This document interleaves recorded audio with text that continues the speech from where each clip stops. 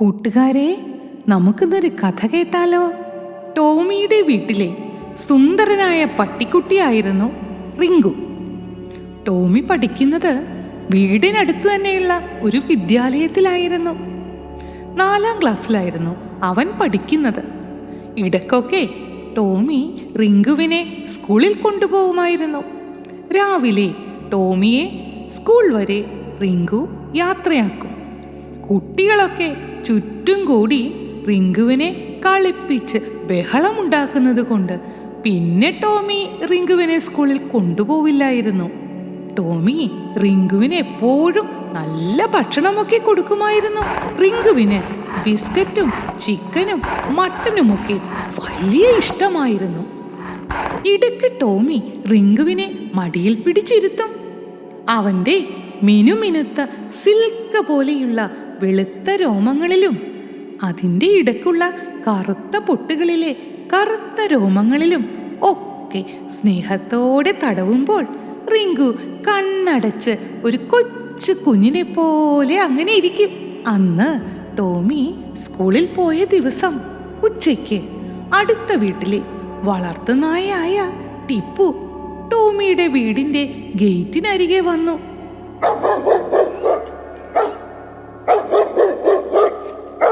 അപ്പോ റിങ്കു ആ ഗേറ്റിനടുത്ത് കിടക്കുകയായിരുന്നു. ടിപ്പു പറഞ്ഞു,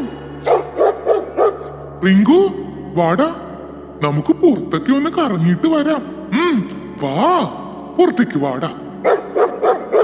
ഇത് കേട്ട് റിങ്കു അപ്പ തന്നെ ആരും അറിയാതെ മതില് ചാടി പുറത്തു കടന്നു.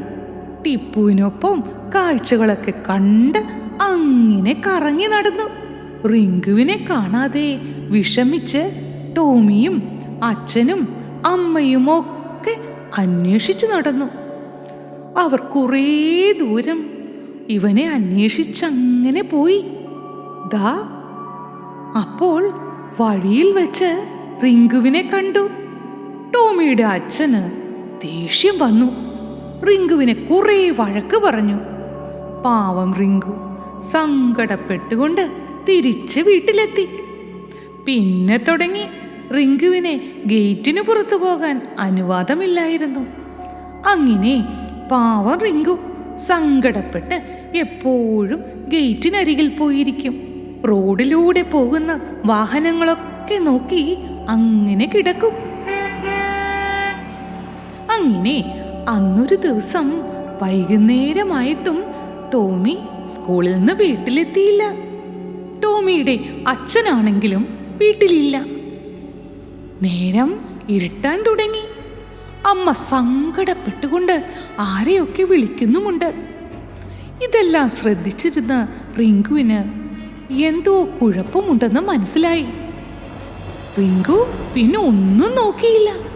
എന്റെ ടോമിക്ക് എന്തെങ്കിലും ആപത്ത് പറ്റിക്കാണോ, ഞാനൊന്ന് പോയി നോക്കട്ടെ എന്ന് പറഞ്ഞുകൊണ്ട് റിങ്കു ഒറ്റ ചാട്ടത്തിന് മതിൽ ചാടിക്കിടന്നു.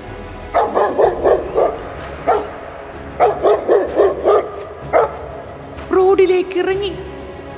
റിങ്കു നേരെ സ്കൂൾ ലക്ഷ്യമാക്കി ഓടി.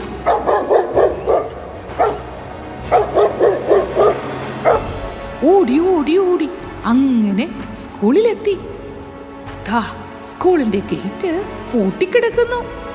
റിങ്കു സ്കൂളിന്റെ മതിൽ ചാടിക്കടന്നു.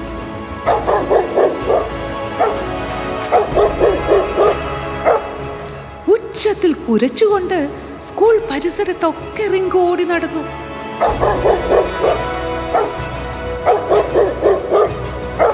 പെട്ടെന്നാണ് റിങ്കു സ്കൂൾ ഗ്രൗണ്ടിനോട് ചേർന്നുള്ള കുട്ടികളുടെ ടോയ്ലറ്റ് കണ്ടത്. ഇവിടെ ഒന്ന് നോക്കാം എന്ന് പറഞ്ഞ് അവൻ ഓടിച്ചെന്നു. ടോമിയുടെ വസ്ത്രങ്ങൾക്കുള്ള ഒരു ഗന്ധം അവിടെ നിന്നപ്പോ അവന് കിട്ടി. അവൻ നോക്കി. ടോയ്ലറ്റിന്റെ വാതിൽ പുറത്തുനിന്ന് പൂട്ടിയിരിക്കുകയായിരുന്നു. റിങ്കുവിന് മനസ്സിലായി ടോമി അതിലുണ്ടായിരിക്കും.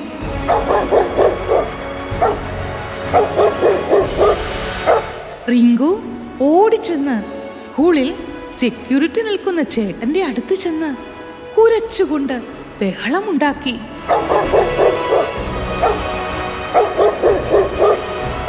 സെക്യൂരിറ്റി ചേട്ടനുമായി തിരിച്ച് ബാത്റൂമിന്റെ മുന്നിൽ വന്നു നിന്നു. ബാത്റൂമിന്റെ വാതിൽ തുറന്നു നോക്കി.